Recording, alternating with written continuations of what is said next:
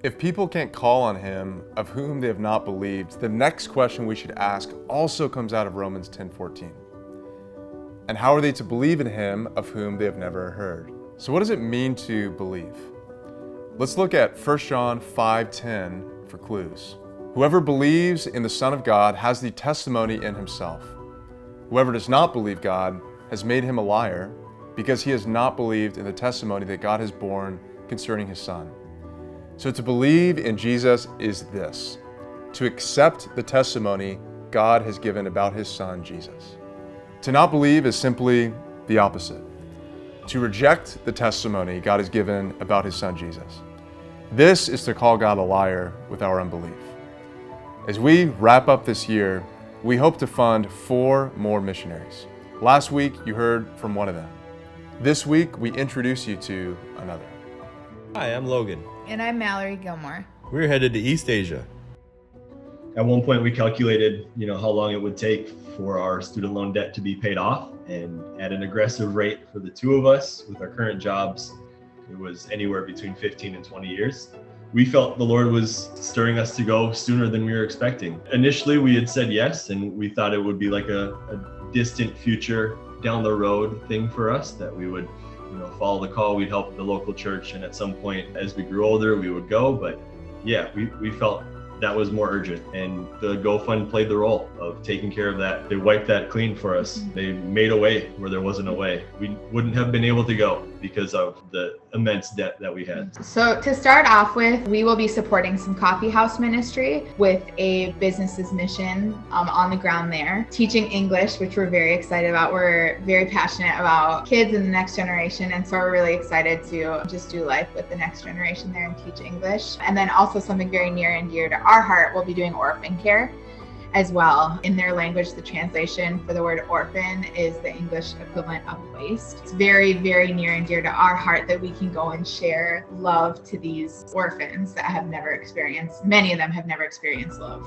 The province that we're gonna go live in has 12.8 million families that are unreached.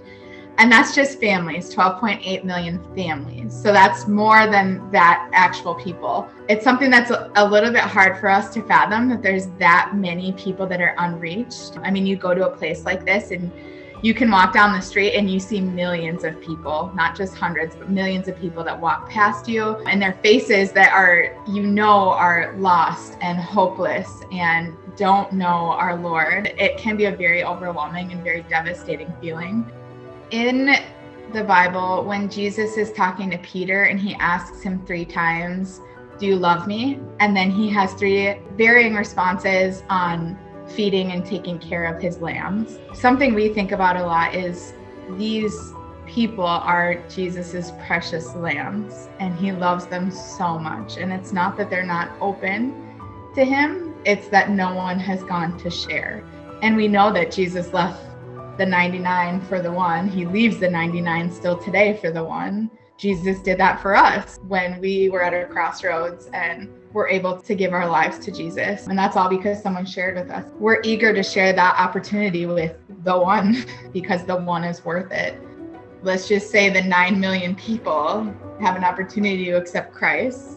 They start walking in the love and the hope and the grace and the joy that Christ gives to them. That doesn't stop with them. That will ripple through the rest of Northern Asia and beyond that. I mean, we fully believe that a seed planted in one person can change a whole family, which can change a whole community, which ultimately can change the world. There's a passage in Malachi that talks about how his name will be proclaimed across all nations. And what a beautiful thing that different tribes, nations, and tongues will all be lifting up the name of Christ. And then I have this picture of when we get to the other side of eternity, seeing every tribe, nation, and tongue there represented. Like, what a beautiful picture that is. And we're excited to hopefully see some of our friends from this people group in eternity with us someday, whether that's from seeds we planted or seeds we watered, or from the seed that's planted a seed that's planted a seed and on.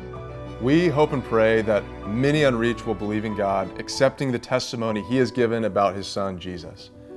But in order for one to believe, they must first hear about the good news of Jesus. So how will they hear?